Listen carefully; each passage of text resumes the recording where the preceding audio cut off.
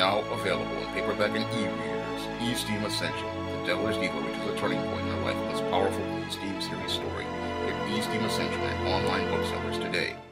It seems like the well of ideas in Hollywood is run completely dry. And the reason why I believe that the well of ideas has run completely dry in Hollywood is because lowly Netlit, the CW, has decided to bring back its once popular series Charmed for a reboot. And anyone who remembers Charmed back in the 1990s and early 2000s knows that Charmed was a fantasy series about three witches who took on the forces of evil. Now, the original cast of Charmed featured Shannon Doherty, Holly Marie Combs, and Alyssa Milano as those three witches who took on those forces of evil. However, after the first season ended, Shannon Doherty was terminated from her contract and replaced with Rose McGowan.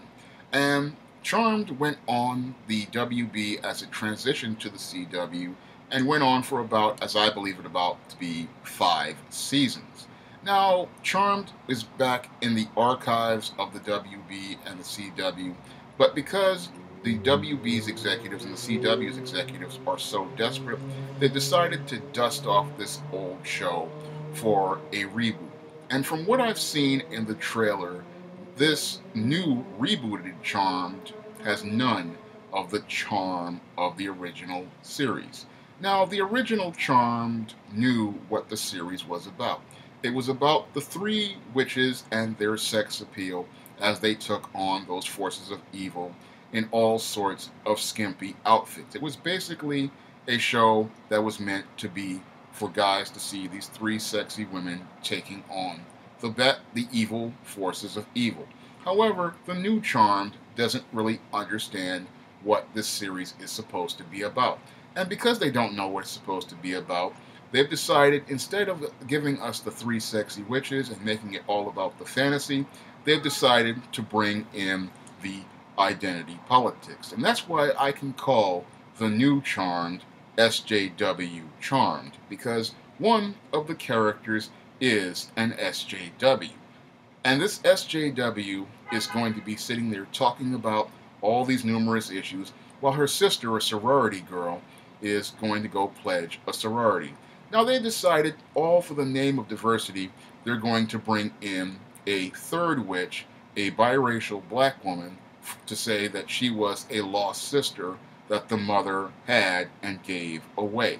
Now, this was something that really offended me, because here you have a sister brought in all for the name of diversity and not someone brought in organically. And this is, again, why I call this series SJW Charmed, because it has none of the charm of the original Charmed, and it doesn't really focus heavily on the fantasy, and it doesn't focus on the fantasy because the writers are so caught up in their identity politics and their political agenda that they literally bring all of this reality and it sucks the life out of all the fantasy.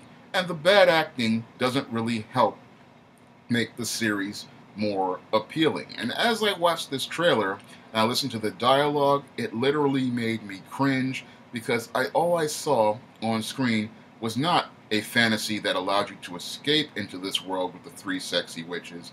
No, what I saw was a series so dysfunctional it was all about identity politics, social justice, and all sorts of dysfunctional ideologies wrapped around what was supposed to be a mystery regarding the mysterious death of the mother. And who is trying to help these three witches solve this mystery and learn about their powers? It's a British guy who's basically a Giles knockoff. And this Giles knockoff is supposed to help them learn how to use their powers and learn how to help them take on these forces of evil. Now, when it comes down to this new Charmed, again, I just don't see anything charming about SJW Charmed. All I see, again, is just a whole bunch of identity politics trying to make an old premise fresh again, but making you long for the original Charmed, because the original Charmed, at least, was charming in that it just gave you sexy women, demons, and monsters in an action-packed series. And I doubt we would get an episode like Beyond the Valley of the Dolls on the new Charmed, because that would be considered cultural appropriation.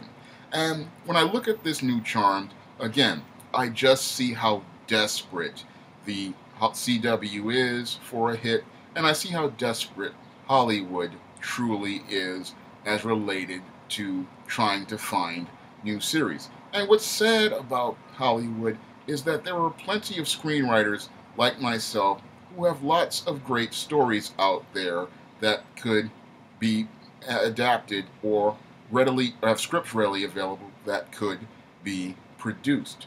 And instead of trying to contact people like myself and those screenwriters to work out a deal to create some new series, they'd rather rehash an old series and really do a poor job of it and just waste all this money making a bad new series on an old premise, because a lot of these people are afraid of the future, and as I see it, afraid of their own mortality. And that's why they keep rehashing the same old ideas, because they're afraid if new ideas come through that they will be forgotten as time goes by. Now, I've got some fresh premises and some fresh concepts that I believe would make some great television shows, and one of those was a book I wrote in the E-Steam series called E-Steam, The Witches of Eastland. And E-Steam, The Witches of Eastland, just like Charmed, features the E-Steam character taking on three witches, and this concept was partially inspired by the 1980s sitcom The Facts of Life and the 1990s movie The Craft. And I believe that this story takes a fresh take on three sexy teenage witches, and it makes it very fun to watch because I take these concepts and I try to make them fresh again without all the identity politics or any of the forced diversity. I just wanted to give people an entertaining story featuring an African American fantasy character taking on three witches and give them that story without any of that identity politics or any of that forced diversity like we see in SJW Charmed. Now, I also wrote a sitcom called All About Nikki. And this sitcom, the scripts were so popular a couple of years ago that it was an international hit. But your Netflix like the CW, it doesn't seem like they want to bring in any sort of fresh new material like All About Nikki or make an effort to adapt an E-Steam series. No, they'd rather give us Charmed and give us a Charmed that is filled with identity politics and filled with SJWs promoting forced diversity and all sorts of insanity instead of giving us a story that is fresh and entertaining to the viewer. And from what I saw in that brand new Charmed reboot, I didn't see anything again that was charming enough to make me consider watching this show, and I don't believe anybody in an audience would consider anything in this show charming enough to actually spend time watching it. Older viewers who remember the old 1990s, early 2000s Charmed, they don't see a direct connection to the original cast of Charmed in this reboot, nor do newer viewers have a reason to watch this show, because when they look at these characters, they see their parents' characters. And when I look at the power set of those witches, I don't see anything really appealing. One has telepathy, the other has telekinesis, and the other can stop time. I don't see anything related towards really talking about the culture of Wicca or the culture of witchcraft or the culture of magic, as I've seen many people in the goth subculture talk about.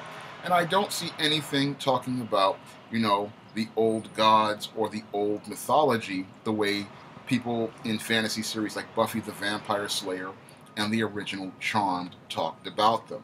I really see a flat and shallow series based on the trailer, filled with poor acting and terrible writing, and I don't see a series that is worthy of the name Charmed.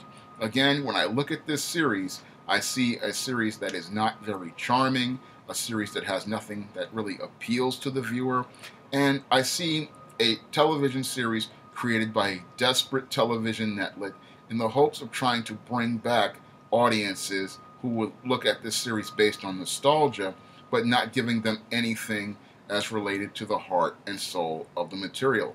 If you really want to see a television show that really made an effort to stay true to the source material and the spirit of the source material, you should look at Batman Beyond. Now, Batman Beyond, it took all the stories of the original Batman animated series, and it stayed true to those stories, and it stayed true to the source material. Yet they gave us Terry McGinnis, a brand new character, and a fresh take on the Batman legend. And that's why the Batman Beyond series is still endearing to this day, almost 20 years to the date of it coming to television, because it made that effort to give us that connection to the past while giving us a fresh take on a character in the future. And when I look at the CW's new Charmed reboot, I don't see, again, anything that gives us the charm of the old series, a connection to the old series.